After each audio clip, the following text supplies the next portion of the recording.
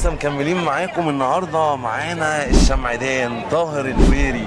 يا اهلا اهلا اهلا بحضرتك. اهلا بحضرتك. محمد حمدان، تسويق اداره الشمعدان. سلام صلاح. اهلا بيكم اهلا بيكم. قولوا لي النهارده انتم موجودين في اليكس ويست بتعملوا ايه؟ والله بص، احنا نزلنا السنه اللي فاتت في اليكس ويست، كانت نفس الايفنت ده كان معمول، فكانت الاجواء حلوه وكده، واحنا على طول كل اي حاجه فيها دعايات متواجدين فيها دايما، فاحنا حبينا نكرر التجربه دي السنه دي برضو ان شاء الله. طب والمنتجات الجديده بتاعتكم؟ احنا نزلنا كذا منتج جديد.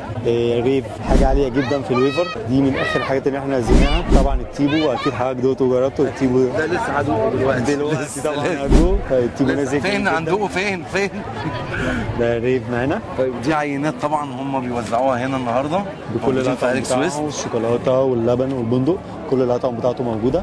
ودي بسكوته نظيفه جدا، من احسن البسكوتات الموجوده. مين فينا ما يعرفش الشمعدان؟ مين فينا ما ترباش على الشمعدان؟ بسكوت الشمعدان. السوق بتاعكم عامل ايه اليومين دول؟ والله تمام، الاحوال كلها كويسه. كان في ناس كتير كده تقول لك منتجات كتير اختفت، الشمعدان ما بقتش موجوده.